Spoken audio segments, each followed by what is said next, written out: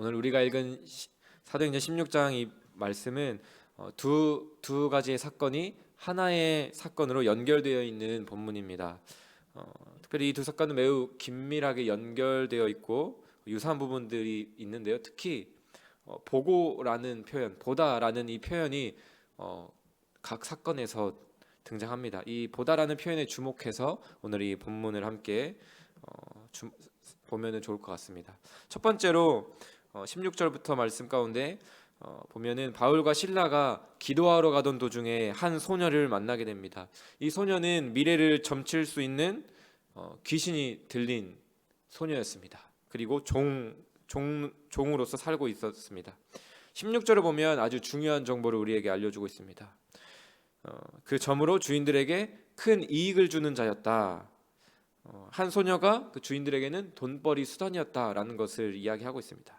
그런데 이 소녀가 갑자기 바울 일행을 따라와 소리치며 이렇게 외쳤습니다. 이 사람들은 지극히 높은 하나님의 종들입니다. 이 사람들은 당신들에게 구원의 길을 전하러 온 자들입니다. 라고 외치는 것입니다. 귀신이 하나님을 홍보하고 전도하고 이 사람이 목사다 홍보를 하고 외치고 있는 격인 것이죠.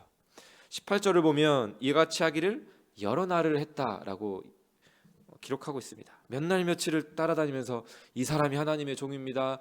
이 사람은 당신들에게 구원의 길을 전하러 온 자들입니다. 라고 계속해서 떠드는 것이죠. 그 소녀가 따라다니며 외치는 그 소리를 듣고 바울은 어땠을까요? 18절을 보면 바울은 심히 괴로웠다라고 성경은 기록하고 있습니다. 그렇다면 바울은 왜 괴로웠을까요?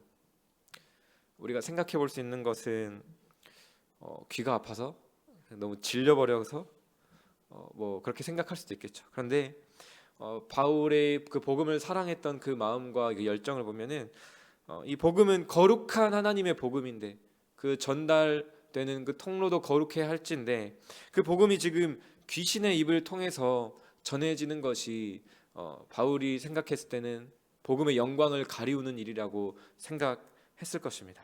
그래서 그만 떠들게 해야겠다라는 그 마음이 아마 있었을 것 같고요. 무엇보다도 지금 귀신 들린 여종을 그 주인들처럼 돈벌이 수단으로 보는 것이 아니라 한 영혼으로 보았기 때문에 그 여종이 그 한 영혼이 불쌍했기 때문에 그를 자유케 해줘야겠다. 그를 예수의 이름으로 구원하여야겠다라는 그 마음이 바울에게는 있었던 것이죠. 그래서 바울은 이야기합니다. 예수 그리스도의 이름으로 내가 네게 명하노니 그에게서 나오라. 그 여종 안에 있는 귀신을 향해 외치는 것이죠. 성경은 기록합니다. 18절 말씀에 귀신이 그 말씀을 듣고 즉시 나왔다라고 이야기를 합니다. 흥미로운 것은 이 직후에 나오는 이 여종의 주인들의 반응입니다. 19절을 보면 여종들이 이렇게 이야기를 하죠. 우리 19절 한번 함께 읽을까요? 시작.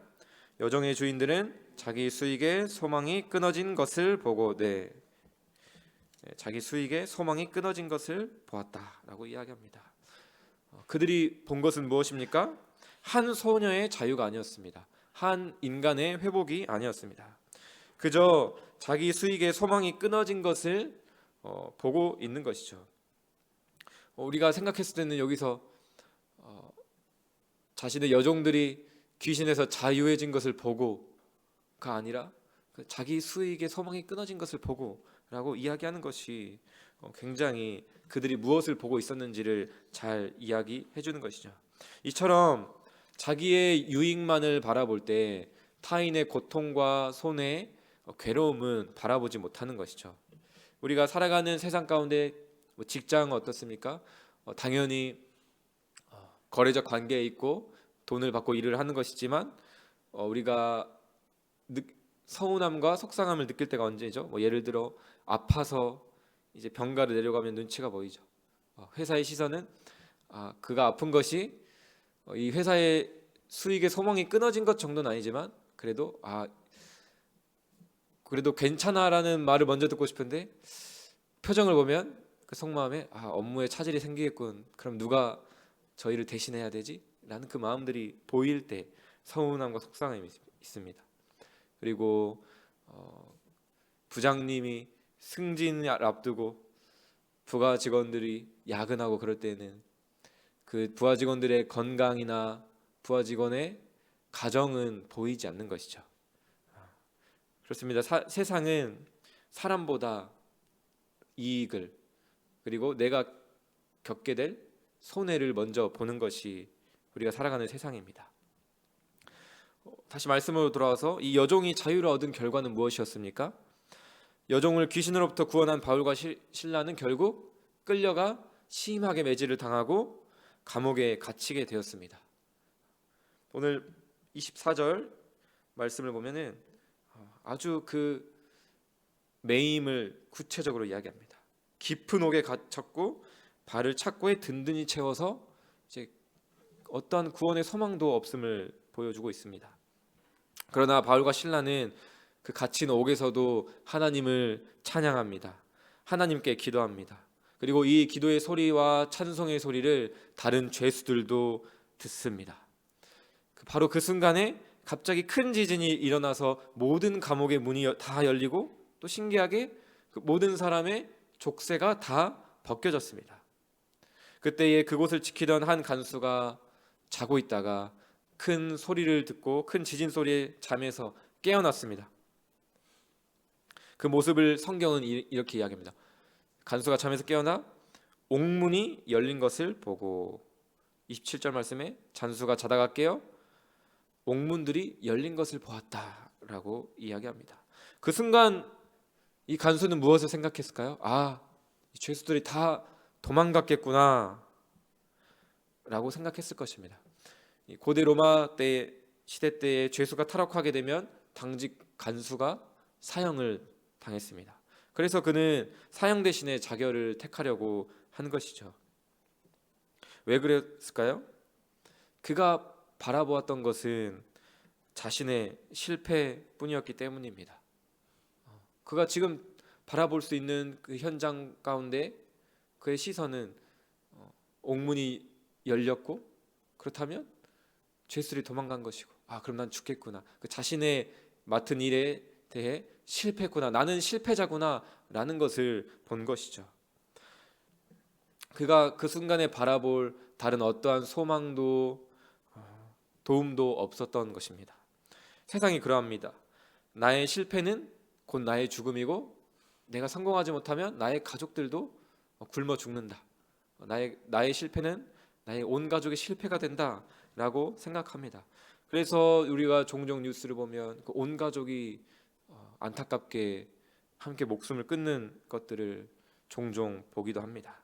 실패의 순간, 절망의 순간에, 그 죽음 앞에 내몰린 순간에 자신의 실패 말고는 바라볼 다른 어떠한 도움이나 소망이 그들에게 없었기 때문인 것이죠. 그렇게 자신의 실패 가운데 자신의 실패만을 바라보며 죽음을 택하려고 하는 그 간수 앞에 바울이 외칩니다. 내 몸을 상하게 하지 말라, 우리가 다 여기 있노라. 그 생명을 붙잡습니다. 바울은 지금 어떤 상황입니까? 감옥에 갇힌 상황입니다. 감옥에 갇힌 상황에서 다른 누군가를 걱정한다는 것은 어찌 보면 우스운 일이죠. 세상의 기준으로 보면 하나님 나라를 전파한다고 했는데 감옥에 갇힌 사람, 실패한 사람입니다. 감옥에 갇혀 어쩌면 더 이상 복음을 전할 수 없는 처지에 놓인 것이죠. 그런데 하나님의 특별한 은혜 가운데 기도와 찬송 중에 옥문이 열리고 족쇄가 풀린 상황입니다. 하나님이 우리의 기도를 들으셨구나, 나를 구원하셨구나 라고 생각하는 상황이죠. 그 순간에 우리가 바울과 실라라면 어떤 선택을 했을까요? 역시 하나님, 내가 이렇게 하나님을 열심으로 섬겼더니, 그리고 감옥에 갇힌 이 상황 속에서도 하나님께 기도하고 찬양했더니 하나님이 나를 알아주시는군요, 응답하셨군요 라고 생각하며 얼른 간수가 깨기 전에 빨리 감옥에서 탈출해야겠다, 하나님이 나를 구원해 주셨으니 빨리 이 자리를 벗어나야겠구나 라고 생각하고 탈출해서 이제 전국 교회를 돌아다니면서 간증하고 다녔겠죠. 하지만 그때 사도 바울은 전혀 다른 무언가를 바라봅니다. 그가 바라본 것은 자신의 안위가 아니었습니다. 간수가 자결하려던 그 순간 바울은 그 한 생명, 간수의 한 영혼을 보았습니다. 만약 바울이 도망쳤다면 그 간수는 스스로 목숨을 끊었거나 사형을 당했을 것입니다. 그러나 바울은 당장 자신이 풀려나는 것보다 자신이 정말 안정감과 그 보호를 받을 수 있는 그 자리로 나가는 것보다 한 생명이 정말 사는 것, 한 영혼이 주께로 돌아오는 것을 기대하며 그 생명을 바라보았던 것이죠. 그래서 결국 간수는 자신을 붙잡는 바울에게 이렇게 말합니다. 선생들이여, 내가 어떻게 하여야 구원을 받으리이까? 정말 자신의 상식으로는 이해할 수 없는 그 상황 가운데에 자신의 지금 육체의 생명이 구원은 받은 것을 넘어 정말 그들이 믿고 그들이 전하고자 하는 그 진정한 생명, 구원이 무엇인지를 묻는 것이죠. 그리고 그날 밤 간수와 그의 온 가족은 예수님을 믿게 되었습니다. 사랑하는 성도 여러분, 우리는 오늘 바울과 그리고 두 사람의 시선을 대조해서 살펴보았습니다. 자기의 유익만을 바라보며 타인의 생명은 전혀 개의치 않고 괴롭게 했던 그 여종의 주인들, 자기의 수익이 소망이 끊어진 것을 보았던 자들, 그리고 자기의 일에 실패한 그 실패만을 바라보며 삶의 목적, 삶의 이유를 잃어버리고 자결하려고 했던 그 간수, 그것이 바로 세상의 시선이고 때때로 우리가 갖기도 하는 시선이기도 합니다. 타인의 생명을 괴롭게 하거나 아니면 반대로 스스로 나의 생명을 괴롭게 하거나 우리는 그렇게 살아가는 것이죠. 그러나 바울은 자신의 유익과 자신의 생명이 보장된 이 탈출의 순간, 그리고 간수를 살리면 자신의 탈출이 실패가 되는 게 확실시되는 그 순간에 자신이 아닌 그 한 생명의 유익을 바라보았습니다. 이렇게 바울이 복음의 길, 생명의 길을 바라볼 수 있었던 이유는 무엇이었을까요? 그가 예수 그리스도를 바라보았기 때문입니다. 진정한 그 복음을 그가 알고 있었기 때문인 것이죠. 우리 굳이 예수님께서는 자신의 생명이 아닌 죄인들의 생명, 타자의 생명을 살리기 위하여 자기의 생명을 기꺼이 내어주셨습니다. 예수님께서는 자신의 사명에 실패하여 스스로 목숨을 끊으려고 십자가 길을 가신 것이 아니라 그렇게 절망과 좌절 가운데 죽음밖에 생각할 수밖에 없는 우리를 위하여, 우리를 살리시기 위하여 그 죽음의 길로 직접 걸어가셨습니다. 예수님은 죽는 것이 사명의 완수하는 것이었던 것이죠. 그때 예수님께서 무엇을 바라보셨을까요? 예수님께서는 무엇을 바라보셨기 때문에, 무엇을 바라보았기에 그 죽음의 길로, 정말 다른 생명을 위한 길로 걸어가셨을까요? 히브리서 12장 2절 말씀은 이렇게 이야기합니다. 그는, 즉 예수님은 그 앞에 있는 기쁨을 위하여 십자가를 참으사 부끄러움을 개의치 아니하셨다 말씀합니다. 그 앞에 있는 기쁨은 무엇입니까? 그것은 바로 죄인을 위해 흘린 자신의 피로 말미암아 많은 영혼들이, 죽게 될 수많은 영혼들이 아버지께로 돌아와 진정한 생명을 누리고 기쁨을 누리는 그 기쁨을 바라보셨던 것입니다. 사랑하는 성도 여러분, 오늘 하나님께서도 이 아침 우리에게 동일하게 물으십니다. 요즘 오늘 내가 바라보고 있는 것은 무엇인지, 나의 실패인지 나의 유익인지 아니면 예수님인지 우리에게 물으십니다.